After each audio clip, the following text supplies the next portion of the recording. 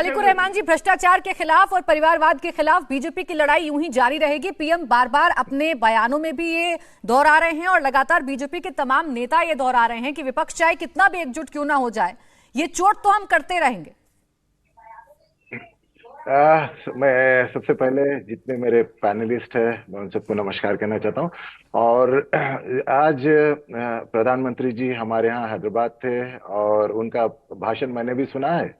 और उन्होंने अपने भाषण के दौरान परिवारवाद की बात कही, उन्होंने भ्रष्टाचार के बारे में बात की।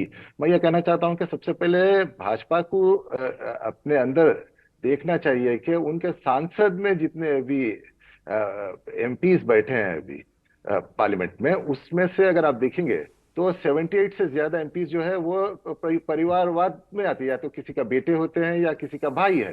तो मैं समझता हूं कि भाजपा को और खासतौर पे हमारे प्रधानमंत्री जी को ये बिल्कुल सूट नहीं करता है कि वो परिवारवाद की बात करे। और एक रहा और एक चीज कहना चाहता हूं कि ये जो भी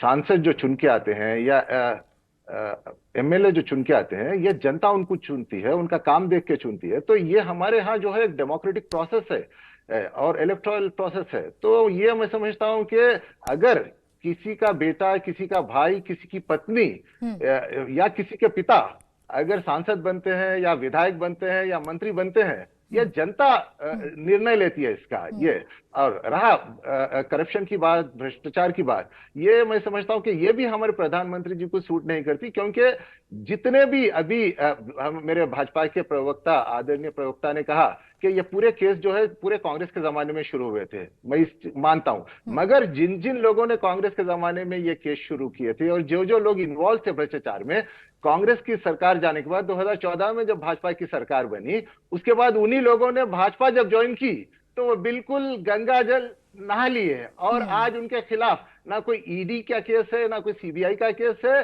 और बिल्कुल वो तो आप आज अगर आप कहीं जाके एक स्टेट के सीएम बन के बैठे हैं। नहीं, वो तो बार बार कह रहे हैं ना खलीकुर रहमान जी कि एक भी केस ऐसा नहीं है जो बंद हो गया हो। बार बार चुनौती देती है बीजेपी की। बता दीजिए कि कौन सा नेता है जिस पर से केस हटा लिए गए हों, जिनका नाम आप लेते हैं, चाहे शुभेंदु अधिकारी हो, चाहे हिमंता बिस्वा शर्मा हो।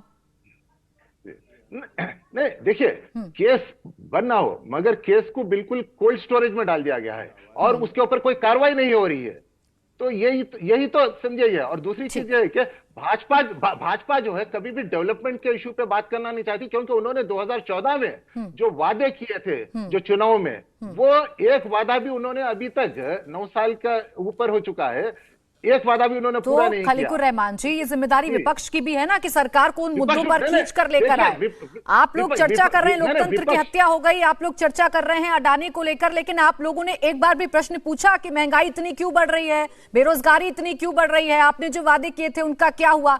ये प्रश्न आप लोगों ने भी तो नहीं पूछे ना। खैर, नहीं, वही कह रहा हूं मैं। जहां भी हम आवाज उठाने की कोशिश करते हैं वहां पे हमारे नेताओं को, यानी विपक्ष के नेताओं के ऊपर या तो ईडी का रेट पड़ जाता है या सीबीआई का रेट पड़ जाता है या आईटी का रेट पड़ जाता है। ठीक है। संगीत राठी जी, क्या 2024 का चुनाव इसी मुद्दे पर